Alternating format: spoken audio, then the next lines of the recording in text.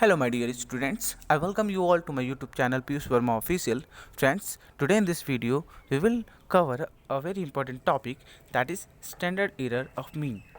Friends, to understand the standard error of mean, let me tell you one thing. You must have a proper concept or understanding about what is sample and what is population. Okay? So friends, let us start the video.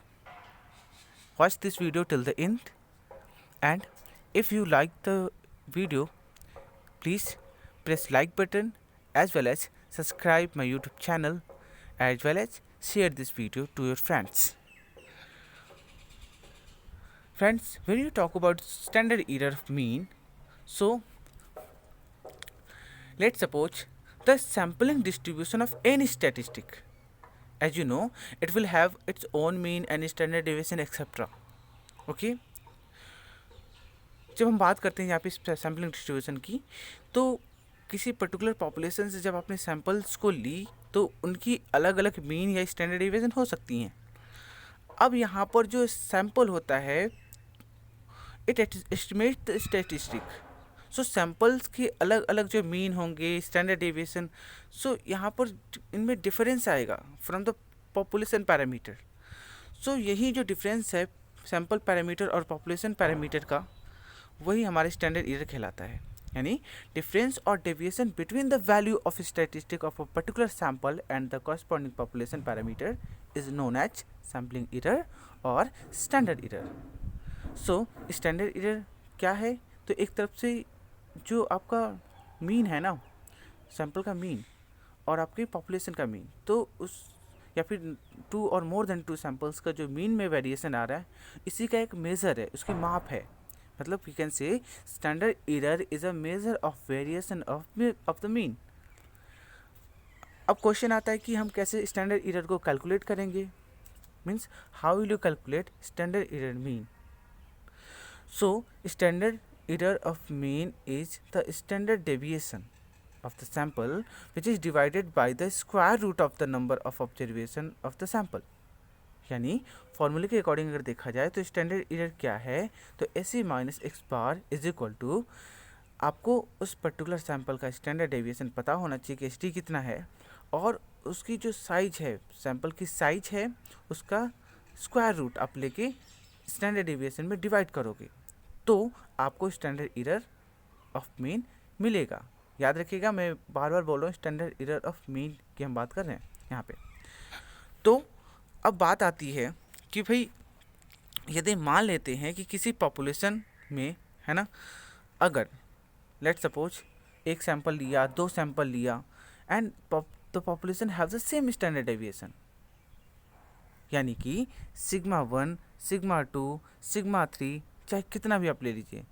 तो मैं मान लेता हूँ कि दो अगर आपकी population है या दो सैंपल्स हैं किसी पर्टिकुलर पॉपुलेशन से लिए गए हैं और दोनों का स्टैंडर्ड डेविएशन क्या है, वो है आपका, अगर बात करें, so they have the same standard deviation. तो इस केस में हम क्या करेंगे, तो जाहिर सी बात है कि स्टैंडर्ड डेविएशन के लिए अब आप इस फॉर्मूले का यूज़ करोगे. स्टैंडर्ड डेविएशन, तो standard error of x1 bar minus x2 bar is equal to SD under root 1 upon n1 plus 1 upon n2, जहाँ पे आपका x1 बार एंड x2 बार या तो टू सेपरेट सैम्पल्स हो सकते हैं, या फिर सैम्पल के मीन, या फिर x1 bar and x2 bar represent the two population means, and n1 and n2 represent the size of the samples. कभी कभी ऐसा भी होता है, कंडीशन अगर हो कि if two random samples with mean x1 bar, standard deviation sigma 1 bar and n1, and x2 bar comma sigma 2 n2 are drawn from different population. So in this case, जब आपके डिफरेंट पॉपुलेशन से दो sample randomly लिए गए हों तो वहाँ पर सैंपल मीन और स्टैंडर्ड डेविएशन और उनकी साइज अलग अलग होगी. तो ऐसे में standard deviation of difference between mean, जो फॉर्मूला होगा, स्टैंडर्ड एरर के लिए,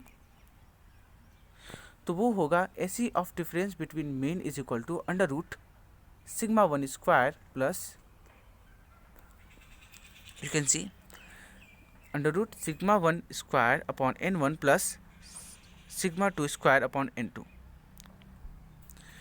कुछ फैक्टर भी हैं जो स्टैंडर्ड एरर के लिए आपको इम्पोर्टेंट है, आपको जानना चाहिए। तो सबसे पहला जो फैक्टर है जो कि स्टैंडर्ड एरर को कंट्रोल करता है वो है सैंपल की साइज, यानी कि increase the size of the sample decrease standard error. दूसरा आपका है फैक्टर स्टैंडर्ड डेविएशन, यानी जो वैल्यू है स्टैंडर्ड एरर की ये वैरी करती है with the size of standard deviation. और नेचर ऑफ स्टडी की बात करें तो जैसे मीन, वेरिएंस, इस पे भी ये डिपेंड करता है। और mathematical form of the sampling distribution is also important and it affects standard error. Now use की बात करें so standard error of the mean is used to measure the extent of sampling error in the mean and it helps to determine whether population is drawn from a known population or not. And third, it helps to evaluate the size of sample. So these are the uses of standard error.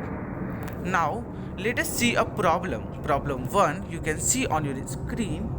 Find out standard error of the mean when the unbiased standard deviation of sample of 36 cases each 23.61। ये है आपका question friends. तो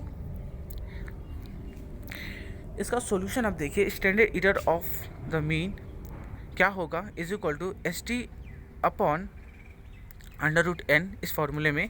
तो S T आपका question में दिया हुआ था, कितना था 23.61 और साइज कितनी है तो है आपकी 36। अब इसका हम लोग यहाँ पर देखो इसको सॉल्व करेंगे फॉर्मूले में रख के, तो 23.61 अपॉन अंडर रूट 36 जिसका स्क्वायर रूट होगा 6, तो इसको सॉल्व करने पे आ रहा है 3.935। तो इस तरह से आप standard error of the mean आप फाइंड आउट कर सकते हो। अगला क्वेश्चन आप देखिए, क्वेश्चन जो है आपका problem second and this is the last question. So इस क्वेश्चन में पूछा गया है systolic blood pressure of 566 male were recorded and the unbiased standard deviation are given here, you can see. So that is your 13.05 mm. Calculate standard error of the mean. So friends, इसके लिए फिर आप formula apply करोगे standard error of mean जो होता है S T upon under root N. तो आप वैल्यू एस टी की और एन की वैल्यू पुट कर दीजिए, तो आपको यहाँ पे मिलेगा सॉल्व करने के बाद 0.55। So this is the standard error. So the next question I would like to ask you, and you all have to reply the answer in the comment box, okay?